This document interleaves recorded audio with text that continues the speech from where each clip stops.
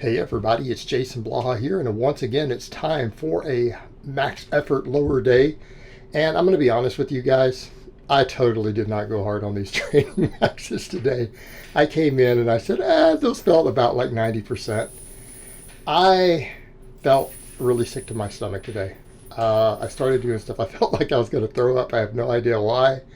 It's just how I felt, and I can tell basically it's the residual fatigue of this training cycle really building up. Particularly with the 6-day-a-week sled drags. I'm feeling it. And here's what I did today. What I want to do, just like I'm doing on benching, since I'm going to stick with just the safety bar for my squatting for a while, I'm going to max on different stances, and I'm going to start tracking those. So I'm going to do narrow stance like that, and I'm going to do my wider stance, and I'm going to track them as separate maxes with the bands and chains and straight weight and whatever. To get some baselines going and see where they're at. And I think once I get through with this training cycle, I am going to start pushing these lower body maxes a little harder. I know because I've been cutting.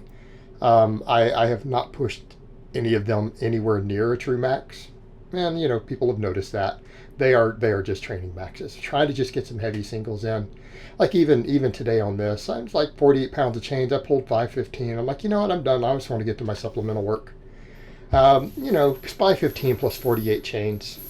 Yeah, we know that I'm playing. We know I'm playing around there. It's just a nice, good, heavy single.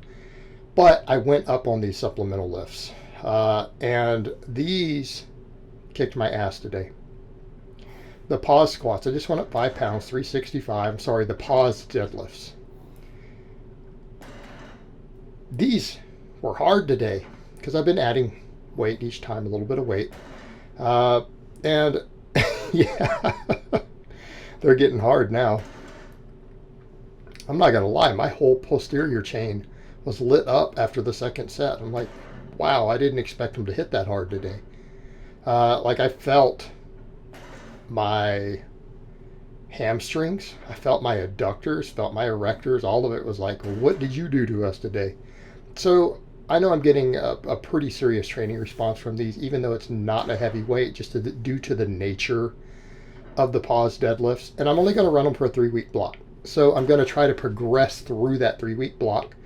And then this slot will be replaced with stuff like the box sumos, because I'm going to be doing sumos for the next 3 weeks for speed pulls. So we're going to have that focus on conventional supplemental lifts, and then we're going to have that focus on my weak points on sumo. So on the conventional speed work blocks, which are 3 weeks, I'll be focusing on my weakest links on the conventional deadlift, and the pause deadlift addresses that. But we're doing it from a hypertrophy perspective. These are all for 10s, right? But we're addressing those weak links, and then everything else is just my general hypertrophy. And people will notice I'm not overly concerned with the squat. Why? Because I get so much quad work, I get so much posterior chain work. I'm doing single leg exercises and I do sled drags. My squats will be fine off that. I do want to get some work in on weak links on the deadlifts. And everything else, I'm trying to just maximize lower body development, right? All of it's just balanced hypertrophy work. Really a heavy focus though on my erectors. I'm really putting a lot of work into the erectors. And again, that's one reason I'm pushing the really strict reverse hypers. If I'm always doing some sort of extra pull like this, I do want to hit those hard. But I mean, we're pushing about all the volume I can handle for lower body. And the volume does look lower on my lower body days, but people have to remember, I drag a sled 6 times a week. The quad work from that is pretty high. I mean, look at my quads these days. Look at them even on this lift. Look at the quads. Quads are being beat, and I can tell that I'm doing all that sled work when I get to these workouts, because I did these today. I went up 2 pounds, right? I added 2 pounds to each dumbbell today for these. At the end of this, my quads were just crushed, and my adductors, both of them, they were like, whoa. They beat them up, and it's just 3 sets of 10. The second set, it looks horrible. Oh gosh, I'm flopping all over the place trying to make the transition on the second set. You guys will laugh. Again, I'm sure there will be videos from people who hate me. They'll rip it and they'll try to re-upload it and mock it and all that. Bunch of guys who can't lift anything.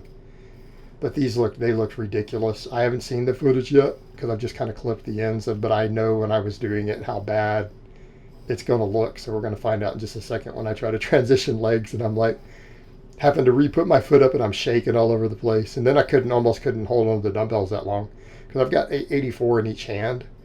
And, it's not a big deal holding it for 20 reps with that right there. And I'm still trying to hold on to it and do my sets. I'm just shaky at that point, right? And it's because my quads and stuff were working so hard. It was that left leg started shaking at the end of that 10. It was shaking. It was like, what did you do to us? What did you do to us? So it looked pretty bad. And I just couldn't quite make that transition. But obviously for people who keep asking, how's all the cutting and think, well, look, I think it's pretty obvious I'm continuing to slowly lean out. We got a long ways to go, right? I think this set was kind of bad on the setup too. We got a long ways to go, but we're making progress. And I think that's what people need to grasp. This is a case of, before people didn't understand when I said I was going to cut, I'm going to drop a certain amount of weight. And I reached those goals, and then that's it. We go back to bulking. This time I've set a very serious cut goal. I will be, at the end of this particular cut, I will be leaner than probably anyone has ever seen me online at any point. I'm probably about there right now, to be honest. I mean, I would have to go get a DEXA scan or something to tell. But, I mean, legitimately right now, I might actually be the leanest I have been while on YouTube. Not anywhere near the lowest body weight. You guys have seen me at 195 in Texas, by the way, after leaving the UK for a while. But in terms of body fat, I may be at the lowest body fat percentage. I'm not 100% sure of that, but yeah, I might actually be. But I'm going to drop more fat.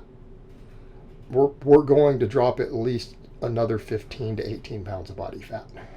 So it just needs to happen. All right, so the glute ham raises, again, doing them as a full range of motion with an extension. I did 5x10 last time on this setting with body weight. So today I tried to get 12. So I just did 3 sets of 12. And yeah, they went pretty well. So I think what I'll do is stick with the 3 sets for now and build reps. When I start getting to 15 to 20, I'll go to that last hardest setting again, which I used to do when I didn't do the hyperextension. But these are so much harder. And I get more activation out of it, and that's kind of the idea. So again, we're doing a full range of motion, and they hit my hamstrings quite hard. Like, I'm really happy with this as a hamstring exercise for complete development to go with all the other hinging.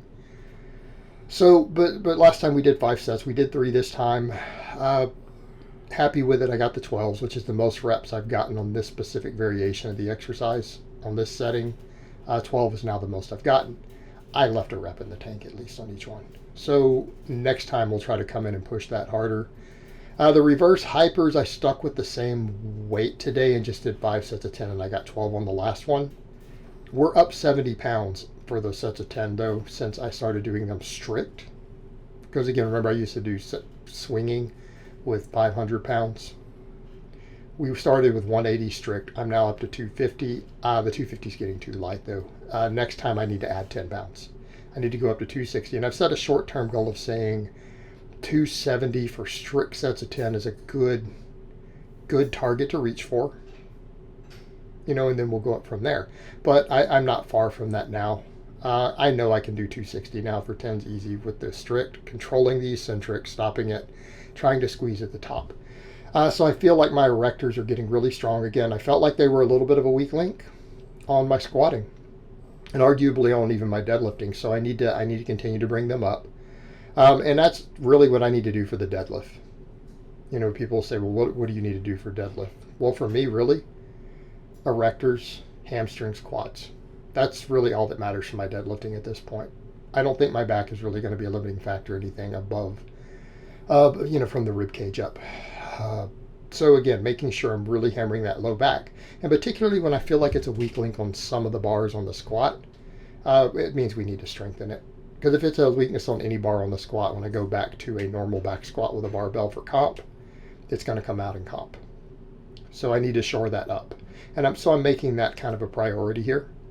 Making it a priority with reverse hypers. I'm almost tempted to grab a 45-degree hyper also, but I feel like owning a reverse hyper, I don't need it at this point because I can do this. I mean, 5 sets of this. Every lower workout gives me 10 sets of very serious direct low back work with an amazing exercise.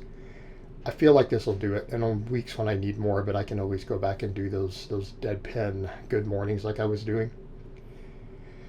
But overall, I feel like I'm pretty much doing all the lower body stuff I can fully recover from because of all the sled dragging. So my volumes look a little lower here, but when you start adding up the sets, especially with the speed days added in, it's actually fairly high lower body volume. It's actually quite a bit. It just seems like it's lower than my upper body because I'm doing pushing and pulling together. But even that, I may need to reduce that slightly because that fatigue is building up. But pretty happy with today's training. So I hope it has been informative, and I will talk to you guys next time.